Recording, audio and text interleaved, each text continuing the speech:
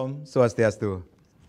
Selamat sore pemirsa, apa kabar Anda sore hari ini? Semoga selalu dalam keadaan sehat. Ya, berbicara tentang kesehatan itu sangat diperlukan dalam kehidupan kita. Dengan hidup yang sehat, kita bisa beraktivitas untuk kegiatan sehari-hari tentunya.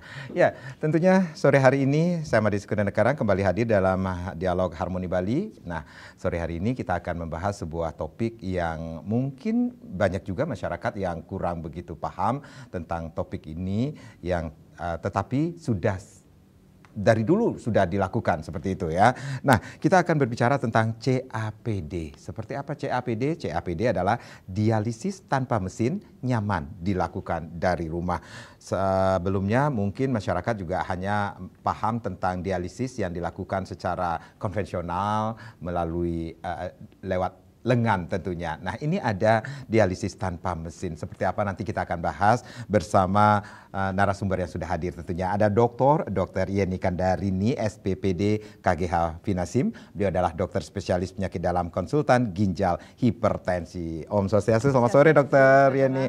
Ini pertemuan kedua kali ya Dok ya? Kedua kali ini ya Dok ya. Nah, hari ini kita akan membahas tentang CAPD. Kalau bahasa kedokterannya, kalau agak susah juga ya, continuous ambulatory peritoneal dialysis, seperti itu ya Dok ya. Iya. Nah, ini masyarakat yang kurang begitu paham tentang CAPD ini, tentunya ini kesempatan untuk mengetahui. Ini banyak sekali manfaatnya ketika akan dilakukan dialisis intinya. Sebenarnya dialisis itu apa yang harus kita ketahui? Seperti di awal saya sempat mengatakan, ini masyarakat pahamnya dialisis secara konvensional seperti itu, datang ke pusat pelayanan, ke rumah sakit, terus ditusuk dengan jarum seperti itu yang dilakukan. Iya, betul Pak Karang ya. Jadi bagus sekali hari ini kita membicarakan topik yang agak jarang ya dibicarakan ya. Jadi dialisis itu diperuntukkan untuk pasien-pasien yang sudah gagal ginjal tahap akhir ya. Nah, dialisis itu sendiri sebenarnya ada dua jenis. Hemodialisis yang memakai mesin yang konvensional itu, jadi pasiennya harus datang ke rumah sakit, kemudian dilakukan cuci darah atau hemodialisis selama 4-5 jam, kemudian baru pulang. Itu berulang seminggu 2-3 kali. Nah, yang satu lagi itu kita sebut dengan peritoneal dialisis yang tadi disebut CAPD. Nah, ini bahasa Indonesianya belum ada ya. Jadi itu peritoneal dialisis mandiri berkesinambungan sebetulnya. Jadi suatu teknik dialisis yang bisa dilakukan secara mandiri oleh pasien itu dari rumah ataupun di mana saja asal tempatnya bersih. Dan teknik ini menggunakan rongga perut sebagai tempat cairan pembersihnya sebagai tempat dialisis, dan menggunakan selaput perut sebagai tempat pembersihnya seperti itu. Dan itu bisa dilakukan oleh pasien setelah kita ajarkan, dan kita memerlukan selang yang nanti dipasang di bagian perut ya oleh dokternya. Kemudian akan dimasukkan cairan dialisat itu sekitar 2 liter ya ke dalam perut, dibiarkan selama 4-6 jam, kemudian dikeluarkan dan diganti yang baru. Nah, saat cairan itu ada di dalam perut, saat itulah terjadi proses pencucian darah seperti mesin yang biasa itu. Jadi seperti itu. Jadi sama fungsinya, cuman ini beda. Dia bisa dilakukan sendiri di rumah. Ya, seperti itu. Kalau kita berbicara tentang cara kerja ketika kita akan melakukan CAPD itu sendiri, ya. Ya, cara kerjanya seperti itu. Jadi kita dari persiapan dulu ya, supaya nggak bingung ya. Jadi untuk CAPD ini tentu sudah didiagnosis penyakit ginjal tahap akhir ya oleh dokter. Kemudian dia akan dikomunikasikan, diterangkan apa itu CAPD, terus bagaimana caranya. Nah, persiapannya adalah akan dilakukan pemasangan kateter yang kita sebut dengan Tenkop kateter atau selang. Nah, selang ini akan dipasang di perut di bagian bawah ya. Di bagian bawah itu akan dipasang selang. Nah, selang inilah tempat memasukkan cairan pembersih yang kita sebut dengan dialisat. Nah, itu akan dimasukkan ke dalam perut, didiamkan di situ selama 4-6 jam, kemudian dikeluarkan, diganti dengan yang baru. Dan itu terus menerus. Nah, hasilnya dia akan menggantikan sebagian dari fungsi ginjal. Jadi membuang kelebihan air misalnya, membuang kelebihan elektrolit, mengatur keasaman darah, seperti itu. Jadi nanti pasien itu dengan melakukan CAPD yang rutin sesuai dengan petunjuk dokter, sehari kita ganti 3 atau 4 kali lah Pak Karang ya. Kemudian itu akan kondisi pasien akan kualitasnya baik. Kita bisa mempertahankan pasien tidak sesak, tidak keasaman darahnya, kemudian tidak juga terjadi overhidrasi yang kita sebut ya. Jadi bermacam-macam fungsi dari ginjal sebagian bisa. Dan intinya adalah bisa dilakukan di rumah. Ya, betul. Seperti itu. Ya, jadi nggak perlu datang ke rumah sakit atau ke klinik yang ada unit dialisisnya. Jadi dia lakukan sendiri di rumah. Baik. Nanti sebulan sekali kontrol ke dokter. Baik, Dokter Yani, kita rehat sejenak. Sebenarnya apa keuntungan dan tantangan jalani CAPD ini sendiri? Nanti kita akan bahas, Dokter Yani. Pemirsa, di sesi berikutnya silakan Anda boleh bertanya lagi mengenai topik kita pada sore hari ini di 0361 894 8400 dan juga di 0361 894 8401. Kami akan kembali sesaat lagi.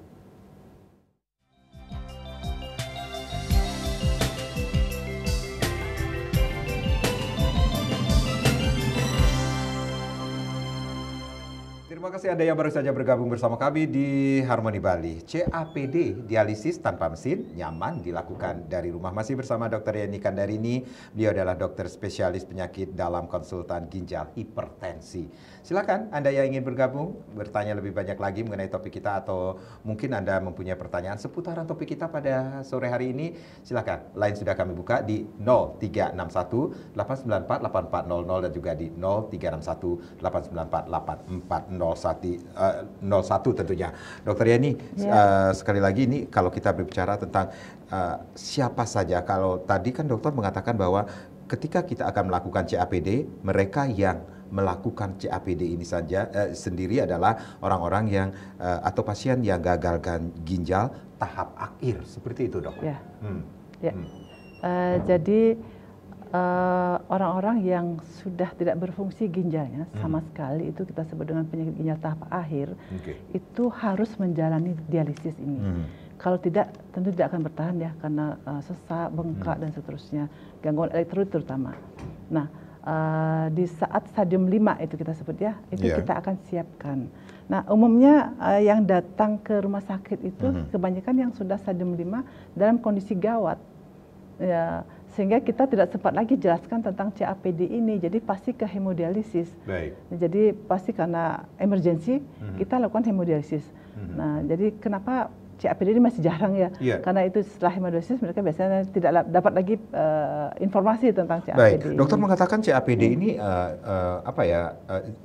kalau kita berbicara tentang data ini termasuk jarang dilakukan ini sendiri. Sebenarnya kalau kita berbicara tentang data nih, Dok, pasien di hemodialisis atau dialisis ya, itu seberapa banyak sih, Dok, yang ada di Indonesia ataupun di Bali ini sendiri, Dok? Ada data dari Indonesia dan regresi ya, lebih dari 100 ribuan yang menjalani dialisis. Kemudian, itu pasien baru? Iya, jadi kemudian seluruh pasien yang aktif ya. Kemudian yang menjalani CAPD ini baru 1,1%. 1,1%? Jadi sangat sedikit masih, sehingga itulah kenapa pemerintah saat ini sedang berusaha untuk meningkatkan pengetahuan masyarakat terutama ya, dan kemampuan dari unit kesehatan untuk bisa memberikan pelayanan CAPD ini. Apa yang menyebabkan angka 1,1% itu sendiri dari pasien yang HD ini sendiri yang menggunakan CAPD ini sendiri, Dok? Pertama yang tadi saya katakan ya, datangnya pasien itu dalam kondisi gawat, sehingga kita harus segera lakukan dialisis. Pasti pilihannya hemodialisis, karena kalau peritoneal dialisis kan perlu persiapan. Kemudian belum banyak yang mengenal CAPD sendiri, jadi sosialisasinya kurang. Jadi tidak semua unit-unit yang sudah melakukan hemodialisis itu bisa mengerjakan peritoneal dialisis. Tapi sekarang dengan adanya pengampuan rumah sakit oleh Kementerian Kesehatan, itu diharapkan masing-masing unit dialisis itu nantinya bisa melakukan peritoneal dialisis. Mudah-mudahan kedepannya makin banyak. Karena dengan makin banyaknya tempat-tempat yang bisa peritoneal dialisis, ini akan banyak membantu teman-teman yang perlu dialisis tapi mungkin tempatnya jauh atau berbagai hal tidak bisa hemodialisis karena kondisi kesehatan secara umum dan sebagainya. Kalau di Bali ini sendiri, di mana saja bisa dilakukan CAPD ini sendiri, Dok? Ya, jadi di sini sudah kabar baik juga ya. Pertama dulu hanya di Rumah Sakit Ngurah.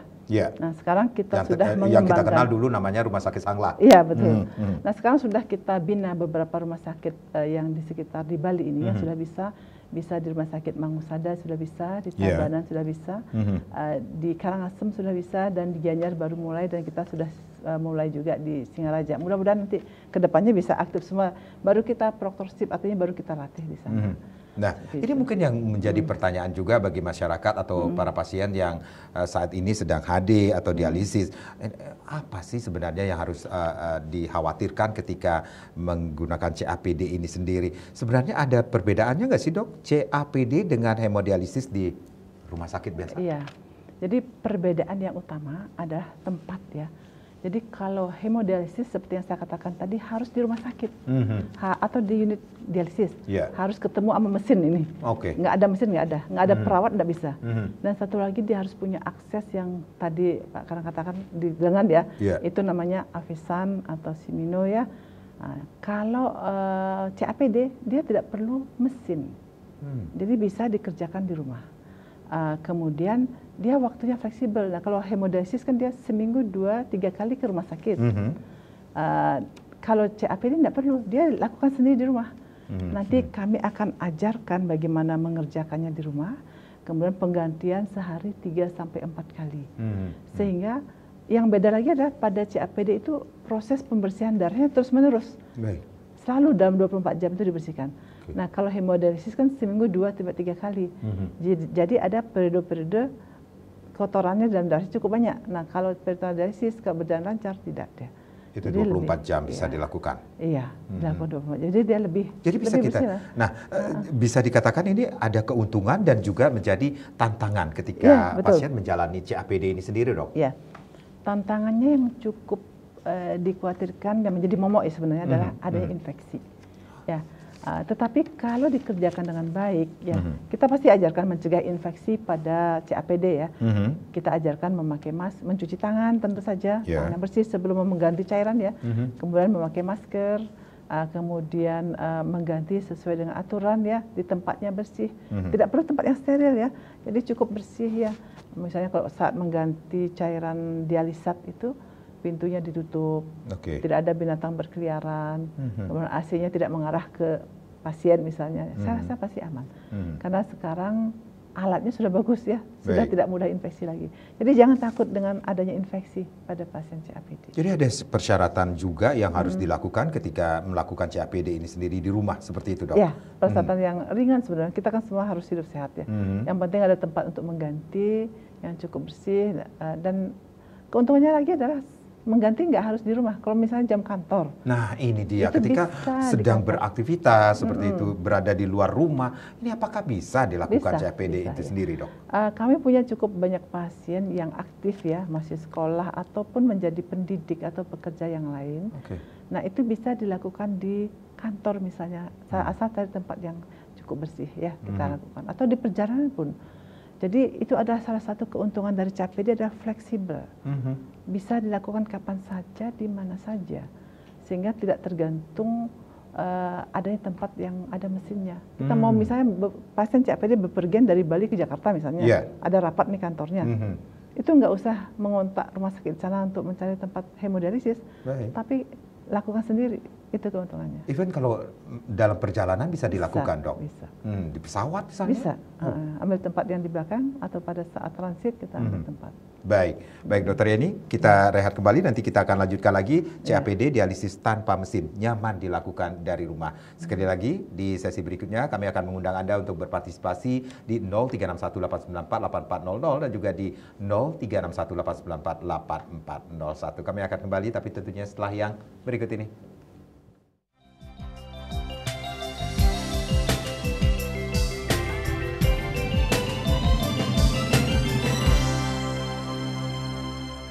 Ya, kita masih di Harmoni Bali. CAPD, dialisis tanpa mesin, nyaman dilakukan dari rumah. Masih bersama Dr. Yeni Kandarini, dokter spesialis penyakit dalam, konsultan ginjal hipertensi. Silakan, line kembali kami buka di 036189484400 dan juga di 036189484401. Dokter, kalau tadi kita berbicara tentang keuntungan, kemudian bagaimana tantangan menjalani CAPD ini sendiri, kemudian ternyata prosedur CAPD bisa dilakukan.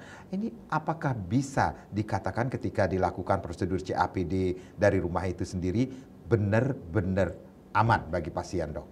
Ya, jadi ini pertanyaan yang penting ya, karena masih banyak yang ragu. Ya. Jadi sahabat sekalian, para penyandang penyakit ginjal tahap akhir, jangan ragu ya. Metode ini sangat aman. Baik. Asal dikerjakan sesuai dengan petunjuk dokter. Ya, di seluruh dunia pun sudah melakukan hal yang sama. Ya, sekarang sudah semakin banyak yang mengerjakan. Ya. Ya, jadi aman asal sesuai dengan petunjuk dokter. Asal sesuai dengan petunjuk. Ketika dokter mengatakan ini tantangan menjalani CAPD ini salah satunya adalah infeksi. Kalau kita berbicara tentang risiko infeksi atau komplikasi dari prosedur CAPD ini sendiri, tentunya ada. Nah, tentunya juga bisa dicegah, Dok. Ya, betul. Seperti apa, Dok? Ya, prosedur yang benar. Ya. Ya, menjaga kebersihan itu saja yang penting. Dan mengikuti aturan yang penggantian cairan, masalah tempat dan sebagainya. Dan satu hal yang menguntungkan yang tadi kita belum bahas ya, tentang keuntungan dari segi nutrisi ya. Karena seperti apa, pasien CAPD ini kan setiap hari didialisis atau dicuci darahnya. Sehingga batasan-batasan dalam konsumsi makan itu agak lebih longgar. Jadi mereka pasien-pasien yang menjalani CAPD ini boleh makan protein lebih banyak dari teman-teman yang hemodialisis. Oke. Ya, kemudian makan buah boleh. Kalau pasien hemodialisis kan biasanya dibatasi buahnya, dibatasi airnya yang diminum, dibatasi proteinnya. Nah, kalau pada CAPD lebih bebas. Ya, dia justru harus makan buah setiap hari supaya kaliumnya nggak rendah. Karena tiap hari kita sudah buang, hampir seperti orang normal. Protein yang agak dilebihkan. Oke. Jadi cocok sekali untuk teman-teman yang sulit dietnya ya. Jadi kita bisa lebih sarankan. Jadi intinya asal pasien itu bisa mandiri mengerjakan atau ada orang yang membantu mengerjakan, boleh CAPD. Gitu. Jadi bisa dilakukan mandiri ataupun bisa bantuannya dari kerabat atau orang lain seperti itu, Dok. Iya, orang yang kalau orang lansia bisa ada pendampingnya lah yang bisa kita ajarkan bagaimana mengganti cairan tersebut. Baik, nah ini kembali lagi nih, Dok. Gimana caranya mencegah resiko infeksi itu sendiri, Dok? Ya, jadi itu sebenarnya dari awal ya. Dari awal sejak kita meng-KI seorang pasien, kita sudah jelaskan. Dia harus nurut sama kita nih, harus menjaga kebersihan. Jadi nggak boleh bandel seperti itu, Dok, jadi ya? itu salah satu syaratnya. Janji mau dilatih misalnya. Jadi kalau nggak mau dilatih kan nggak mungkin bisa ngerjakan. Terus mengikuti saran-saran dokter untuk menjaga kebersihan. Ya, termasuk salah satu aktivitas rutin yang dilakukan ya, saya tidak boleh berendam dia Pak Karang. Tidak boleh berendam karena ada kateter atau selang di perut. Ya, jadi itu hambatannya sebenarnya. Tapi kalau mandi bisa. Mandi seperti biasa boleh. Boleh. Nanti ditutup sedikit yang tidak kalau lukanya sudah bagus ya, sebenarnya bisa basah tapi langsung dikeringkan. Tapi mungkin pasien-pasien kita agak lebih takut ya. Biasanya mereka tutup dengan plastik itu, mandi biasa. Setelah itu dirawat luka. Jadi selangnya itu akan ada di perut selamanya, selama masih digunakan CAPD. Baik. Dokter, ini salah satu dari angka 1,1% dari pasien yang HD menggunakan CAPD ini sendiri. Ini salah satunya adalah mungkin seperti dokter sampaikan tadi, Dokter Yeni sampaikan adalah peran dari tenaga medis yang mendampingi pasien CAPD di rumah juga berperan sekali, Dok. Jadi untuk tenaga medis ya. Tenaga medis ini berperan sekali dalam mengedukasi pasien, kemudian melatih bagaimana mengganti, kemudian sebagai troubleshooternya, misalnya di rumah ada apa, ini misalnya ada macet sedikit, dia bisa telepon, ya, dan tentu saja mengingatkan kembali hal-hal yang harus dilakukan itu sangat. Keuntungan lagi adalah kita tidak perlu memakai begitu banyak tenaga medis untuk melayani satu orang pasien, beberapa pasien. Kalau hemodialisis kan mereka satu mesin harus dikerjakan oleh satu perawat kan, minimal misalnya 4 mesin 3 perawat. Nah kalau CAPD bisa satu perawat tuh menghandle 20 sampai 30 pasien. Jadi sangat hemat ya menurut saya. Jadi itu keuntungannya, apalagi pasien itu kan dari rumah hanya kontrol sebulan sekali kalau nggak ada masalah ya, tinggal mengambil cairan seperti pemeriksaan biasa. Jadi memang perlu seorang perawat yang sudah dilatih, perawat yang dilatih mengenai CAPD ini. Itu kita bisa lakukan di rumah sakit murah. Kita ada pelatihannya untuk itu. Dokter ini apakah ketika dari hemodialisis yang konvensional seperti itu, kemudian berpindah ke CAPD ini sendiri. Maaf, nih setelah pasien menggunakan atau apa namanya CAPD ini sendiri, ini apakah ada keuntungan mungkin bisa mengganti ginjalnya setelah transplant ya. seperti itu, Dok? Ya, baik. Terima kasih. Pertanyaannya bagus sekali dia. Jadi seorang pasien yang CAPD itu bisa datang dari pasien HD yang misalnya sudah gagal HD-nya. Nggak mungkin HD lagi karena gangguan jantung, gangguan hemodinamik dan sebagainya, atau nggak punya alat untuk mengeluarkan darahnya, itu nggak punya akses kita sebut. Atau pasien yang dari awal sudah kita KI sudah mau CAPD langsung. Jadi seperti itu. Atau pasien-pasien yang gagal transplant juga bisa ke CAPD lagi. Nah, pada saat dia sudah di CAPD, apakah dia bisa ke transplant? Sangat bisa. Justru bagus ya, karena biasanya kondisi jantung dan sebagainya jauh lebih terkontrol. Jadi kami di Ngurah sudah punya beberapa pasien CAPD yang beruntung sekali mempunyai donor dan sekarang sudah transplantasi ginjal. Kita semua lakukan. Jadi nggak ada masalah ya. Jadi habis CAPD, seandainya ada kesempatan untuk transplant, bisa pindah ke transplantasi ginjal. Karena terapi pengganti ginjal yang terbaik memang transplantasi ginjal. Jadi ketika dilakukan transplantasi itu sendiri, itu penggunaan CAPD sudah tidak. Ya, jadi kita akan evaluasi, dokter akan mengevaluasi, selangnya akan dicabut setelah transplantnya berfungsi dengan baik. Gitu. Itu yang bisa dilakukan ternyata banyak sekali. Nah, kalau kita berbicara tentang seberapa efektifnya ketika dilakukan dari CAPD ini sendiri, kemudian dilakukan transplantasi ini sendiri, seperti apa ini efektivitasnya CAPD ini sendiri dalam menjaga kualitas hidup pasien dengan gagal ginjal ini sendiri, Dok? Ya, jadi sepanjang CAPD-nya berfungsi dengan baik, ada fungsi dia mengeluarkan cairan, mengeluarkan kotoran tubuh dengan baik, itu bisa menjaga kualitas hidup dengan baik. Jadi jangan ragu. Jadi sama dengan hemodialisis dengan mesin. Jadi ada hal-hal yang boleh dan tidak boleh dilakukan oleh pasien CAPD ini sendiri, Dok? Iya, seperti dokter tadi kan mengatakan ini keuntungannya dari nutrisi ini juga lebih berbeda sekali. Iya, bebas makan. Oke, baik. Ditahan dulu, Dok. Sudah ada Ibu Made niki dari Klungkung. Om Swastiastu, selamat sore Bu Made. Om Swastiastu. Selamat sore. Durus Bu Made, ada yang ingin ditanyakan. Menarik sekali mengenai CAPD ini.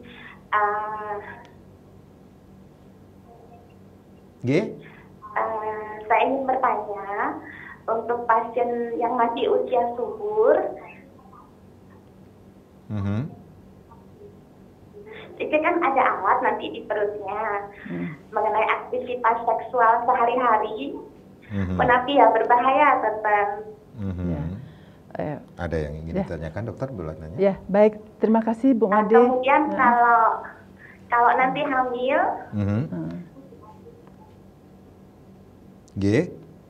gimana itu CAPD-nya? Ya, baik. Terima kasih Bu Made. Saya coba jelaskan ya. Jadi bagus sekali ya. Pada pasien CAPD memang ada alat di perut ya, selang yang posisinya di perut di bagian bawah. Sebenarnya setelah ini kita sudah banyak punya pasien yang testimoninya ya, itu tidak akan mengganggu sepanjang dilakukan dengan cukup baik ya. Jadi jangan ditarik aja selangnya ya Bu Made ya. Kemudian dengan CAPD kan proses pembersihan darahnya lebih sering, lebih bersih. Biasanya justru kualitas seksualnya lebih bagus. Kami ada beberapa penelitian seperti itu, sudah publikasi juga bahwa membaik fungsi seksual pada pasien-pasien yang CAPD. Karena beberapa hal kondisi yang kita sebut dengan sindrom uremiknya tertangani dengan baik. Nah, kalau hamil bagaimana? Ya bagus sekali. Jadi kalau pasien dengan sudah gagal ginjal tahap akhir, itu biasanya memang untuk menjadi hamil sulit walaupun usia subur. Ya karena memang pengaruh hormonal terganggu dan sebagainya. Kalaupun hamil itu tidak masalah, kita akan tetap bisa menggunakan CAPD-nya. Memang ada cairan di sana ya, tapi kita akan lihat efektivitasnya pada saat itu. Ya kalau laporan luar negeri sudah ada sih yang hamil kemudian bisa melahirkan seperti itu. Dengan kondisi CAPD seperti itu. Kalau yang pasien pengalaman kami justru dia CAPD kemudian kami ganti ke transplant akhirnya bisa hamil dan punya anak. Sudah ada pengalaman juga seperti itu. Baik, dokter. Jadi begitu ya Bu Made ya. Nanti mungkin diskusi lebih lanjut bisa kalau kita boleh. ya. Baik, terima kasih Bu Made dari Kelungkung. Dok, kita rehat kembali dok. Nanti kita akan lanjutkan lagi. Kami akan kembali sesaat lagi.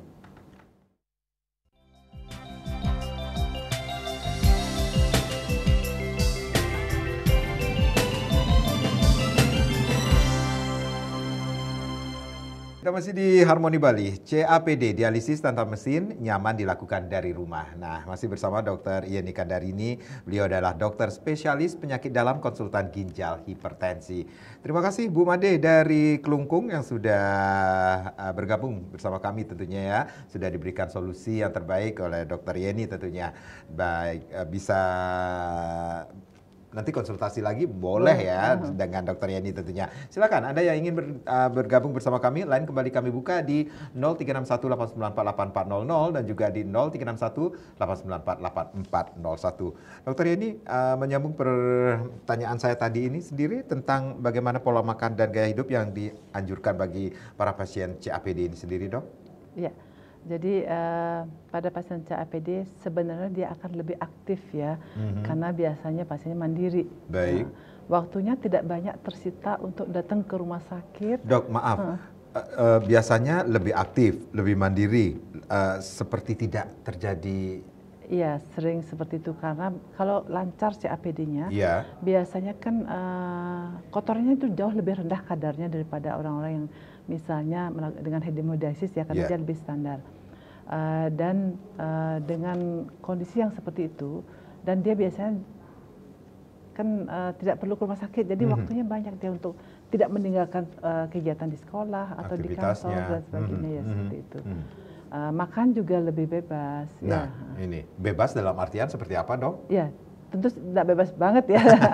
Jadi tetap ada batasnya, cuman protein akan lebih tinggi. Kalau buah juga lebih bebas ya makan buah. Minum juga akan lebih banyak karena tiap hari sudah dibuang seperti orang masih ada produksi kencingnya. Ada satu hal lagi yang penting, manfaatnya adalah pada pasien yang kalau dia harus cuci darah, kemudian segera memakai CAPD, itu sisa ginjal yang masih sehat itu bisa bertahan lebih panjang. Jadi kalau sudah cuci darah bukan berarti habis semua fungsi ginjal, tetap masih ada yang bisa kita pertahankan, itu bisa bertahan lebih lama kalau kita memakai CAPD. Kemudian kalau pola hidup yang lain saya rasa sama ya, hanya saja dia artinya tidak banyak waktu yang tersita untuk pergi ke rumah sakit dan seterusnya.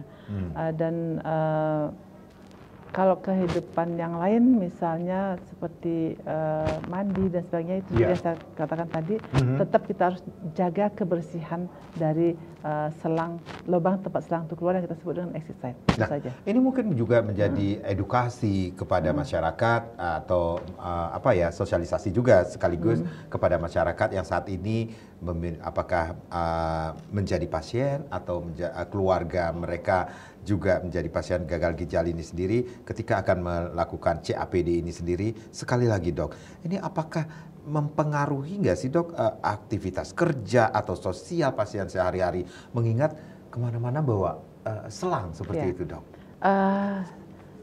Selangnya itu kecil. Seberapa kecil sih Dok? Saya nggak bawa contohnya ya. Iya. Jadi kecil akan itu bisa tersembunyi dalam baju, tidak terlalu kelihatan.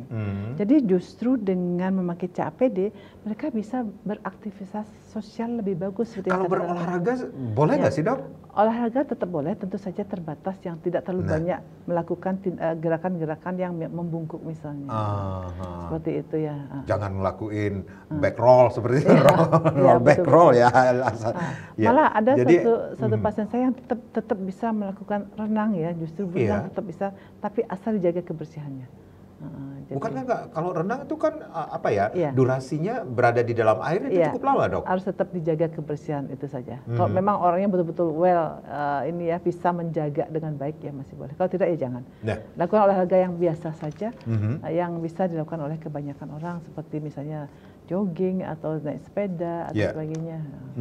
Jadi sekali lagi ini CAPD bisa dilakukan atau 3 sampai 4 kali pergantian dalam sehari seperti itu Dok. Nah, dokter katakan tadi juga sebulan sekali harus melakukan pemeriksaan. Apa yang akan diperiksa ketika melakukan pemeriksaan ke pusat pelayanan kesehatan? Jadi dokter tentu akan memeriksa kesehatan secara umum, misalnya tekanan darahnya, HB-nya, kondisinya apakah cairannya cukup, apa terlalu berlebih, apakah ada perubahan dari peresepan untuk CAPD-nya, dokter akan melakukan itu semua, dan juga akan meresepkan cairan untuk bulan berikutnya. Jadi peresepan cairan untuk mengganti itu dilakukan sekali sebulan, dan ini semua ditanggung oleh pemerintah melalui program JKN atau BPJS ini. Ketika pasien CAPD ini apakah dibarengi juga mengkonsumsi obat, ya, dok? Tetap dibarengi obat, tapi mungkin nanti akan lebih sedikit. Misalnya obat tensi biasanya jauh lebih sedikit daripada pasien-pasien dengan hemodialisis misalnya, karena lebih terkontrol tensinya, karena cairan di tubuhnya sudah terbuang lebih sering ya. Nah, kemudian obat-obat untuk menaikkan sel darah merah, nah kan pasien penyakit kronis biasanya HB-nya turun, itu akan lebih sedikit diperlukan. Karena apa? Karena tidak ada darah yang dikeluarkan saat mencuci darah tersebut. Beda dengan hemodialisis ya, mungkin pemirsa sekalian sudah lebih familiar dengan hemodialisis ya. Jadi darah dikeluarkan dari tubuh, kemudian dimasukkan ke mesin dan dikembalikan. Pasti ada beberapa yang tertinggal atau menurun jadi di dalam darah. Nah, itu memerlukan obat. Nah, pada pasien CAPD juga sama, tapi tidak ada pengeluaran darah karena pencuciannya dalam perut sendiri. Jadi obat yang untuk menaikkan darah itu lebih sedikit diperlukan. Seperti itu. Jadi pengobatan yang lain juga sama, tapi biasanya komplikasi ke jantung dan lebih ringan. Jadi bisa dikatakan CAPD ini sendiri menjadi solusi dengan tidak menggunakan mesin ini sendiri, dok. Ada beberapa keuntungan. Iya, ada beberapa keuntungan yang harus yang akan didapatkan oleh pasien ketika menggunakan CAPD. Ya. Ada satu hal yang penting juga karena tidak perlu ke rumah sakit. Jadi teman-teman yang di daerah yang belum ada unit dialisis, kami banyak membantu dulu ya di daerah NTB ini masih belum banyak rumah sakit yang ada hemodialisisnya Pak Karang ya. Nah itu bisa dengan CAPD ini. Jadi kita pasang di Ngurah, kemudian kita kembalikan ke daerahnya, dia tetap bisa hemodialisis CAPD tanpa harus tinggal di Bali misalnya, atau tinggal pindah kota mencari rumah sakit yang ada hemodialisisnya. Jadi itu jadi keuntungannya. Jadi atau teman-teman yang sudah atau orang tua kita yang sudah tidak terlalu banyak mobilisasinya, bisa kita berikan kan tidak perlu ke rumah sakit juga. Dok, jadi menjadi pilihan lah sebenarnya. Jadi ini pilihan yang benar-benar seperti topik kita adalah dialisis tanpa mesin dan nyaman dilakukan dari rumah seperti itu, tanpa mengganggu aktivitas seperti itu dari masyarakat yang akan melakukan CAPD ini sendiri, dok ya. Betul. Dok, dan sekali lagi nih banyak juga yang harus diketahui. Baik, masih ada penelpon Niki, ada Pak Made Niki yang sudah bergabung dari Klungkung juga Niki. Om Swastiastu, Pak Made, durus. Om Swastiastu. Nggih, durus Pak Made. Swastiastu, nggih. Bu dokter, Niki yang mau nanya. Nggih. Untuk CAPD niki pengobatannya untuk alat-alat dan obatnya ditanggung BPJS nggih, Dok? Oh, nggih. Saya langsung jawab nggih Pak Made nggih. Ditanggung semua Pak Made. Makasih, Dok. Nggih. Nika mantan Pak Made? Nggih, Nika. Nggih, semua Pak Made. Nah, ini ketika akan melakukan CAPD ini semuanya ditanggung oleh pemerintah seperti itu ya, Dok ya. Sama dengan hemodialisis ya. Sama dengan hemodialisis ini sendiri, dan ini mungkin menjadi tantangan juga ketika edukasi, sosialisasi yang belum begitu iya betul sekali kepada masyarakat ketika bahkan banyak sekali keuntungan kita ketika akan melakukan CAPD ini sendiri. Dokter Yeni tentunya ada harapan atau pesan Dokter Yeni kepada pasien lain yang saat ini mungkin sedang bingung ya atau mempertimbangkan bersama keluarga tentunya ya. Ini cocok nggak sih ketika kita akan melakukan CAPD, banyak pertimbangan seperti itu, Dok? Baik, untuk pasien-pasien atau keluarga yang sedang mempertimbangkan untuk CAPD atau tidak, pesan saya jangan ragu kalau dokter sudah menyarankan. Karena metode ini baik dan juga aman dan juga bisa mempertahankan kualitas hidup. Jadi jangan ragu untuk melakukan CAPD. Dan saya informasikan juga ya sekarang sudah mulai banyak yang lebih mudah kami edukasi. Ya, jadi anak-anak muda terutama yang harus menjalani dialisis itu banyak yang sudah mudah kami edukasi untuk masuk ke CAPD. Mudah-mudahan ke depan makin banyak yang bisa kita bantu. Jadi bisa dikatakan ini upaya-upaya juga dilakukan ya, dari... terus kami lakukan. Ya. Termasuk yang hari ini ya, kita mensosialisasikan bahwa ada metode lain untuk menjalani dialisis tidak hanya dengan hemodialisis, bisa dengan peritoneal dialisis. Ya.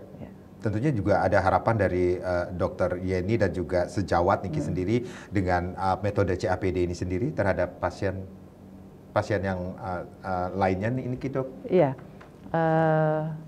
untuk pasien-pasien yang lain yang sedang hemodialisis pun, kalau memang dipertimbangkan untuk pindah ke CAPD, jangan ragu juga ya. Mungkin ada alasan dokter juga untuk memindahkan ya, mungkin masalah hemodinamik atau masalah kondisi yang tidak stabil saat hadir dan sebagainya ya. Jadi jangan ragu untuk melakukan CAPD ini. Baik. CAPD sudah bisa dengan mudah kita lakukan.